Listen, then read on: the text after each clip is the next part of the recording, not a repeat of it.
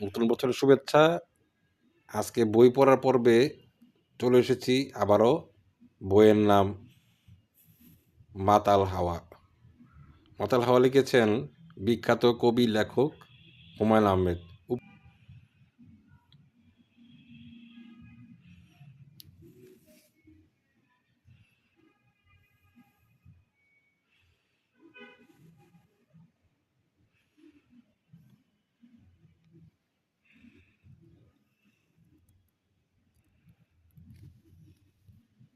বইয়ের নাম দেখে নিন, মাতাল হাওয়া। লিখেছে বিখ্যাত কবি সাহিত্যিক হুমায়ুন আহমেদ।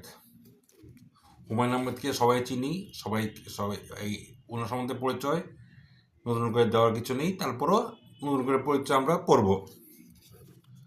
বইয়ের প্রচ্ছদটা ম্যাট লেমিনেশনে এটি স্পট করা হয়েছে এবং এটাকে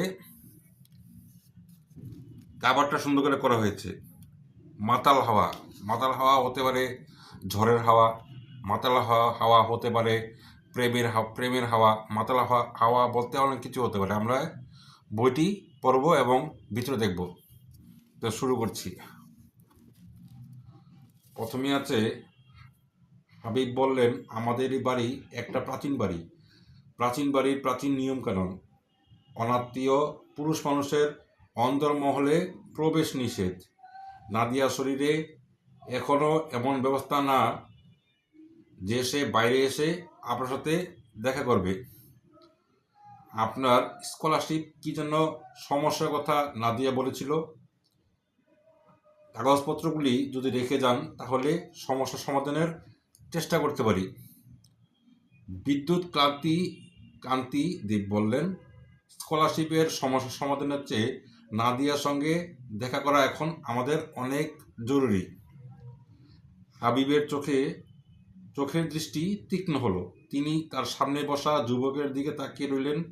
যুবকের কথাবার্তার মধ্যে উদ্ধত ভঙ্গি প্রকাশ পাচ্ছে, তবে অত্যন্ত আত্মবিশ্বাসী ছেলে। আত্মবিশ্বাসী, চোখের তারায় ঝলমল করছে। হিন্দুদের চোখে মুখে এক ধরনের কাচুমাচু নিরামিষ ভাব থাকে, এর মধ্যেও তা নেই। হাবিব বলেন, আমার মেয়ের সঙ্গে দেখা হওয়ার অত্যন্ত জরুরি। কেন? প্রচ্ছদ মুর্তজা বশির শিল্পকর্ম, ল্যান্ডরাইট। প্রচ্ছদ মুর্তজা বশির শিল্পকর্ম, লেট নাইট অবলম্বনে মাসুম রহমান।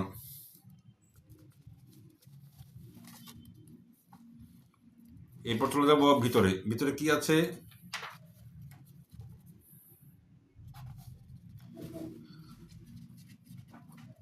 ভিতরে আছে প্রথম প্রকাশ 21শে বইমেলা 2010, মেহের আফরোজ শাওন। প্রচ্ছদ মুর্তজা বশিরের শিল্পকর্ম অবলম্বনে মাসুম রহমান। প্রকাশক মাজাহারুল ইসলাম। অন্য প্রকাশ মুদ্রণ কালার লাইন প্রিন্টার্স। মূল্য 350 টাকা।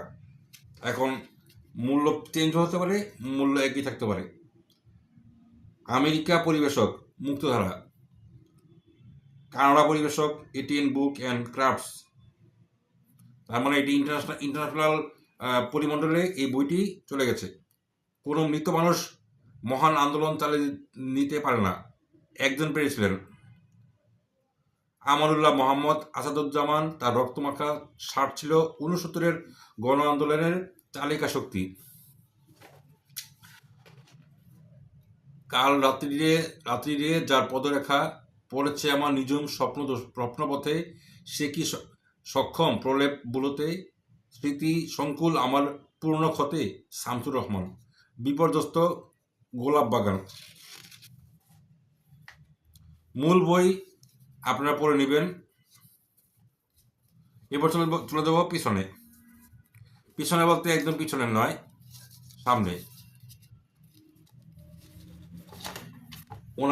ওনার ছবিটা দেখুন। লেখকের জীবন বৃত্তান্ত থাকে সবসময় বইয়ের পিছনে। পড়ব। আমি হুমায়ুন আহমেদ, 13ই নভেম্বর 1948 সালে নানাবাড়ি মোহনগঞ্জে নেত্রকোনা জন্মগ্রহণ করেছি।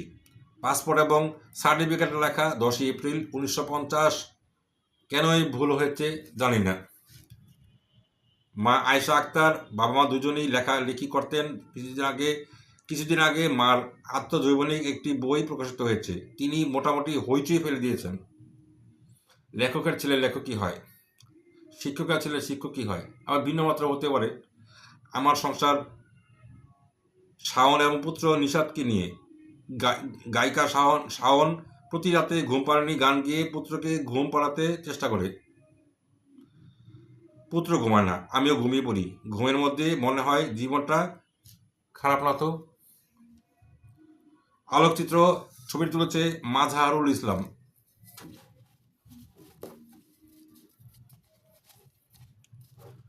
পিছনে বারকোড আছে, পিছনে বারকোড আছে এবং আছে, দেখে নিন। তারপরে পড়ব। অনেক পুরাতন বই।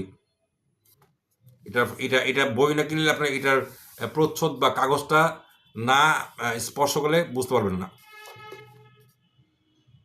মাতাল হাওয়া। আজ এই পর্যন্তই।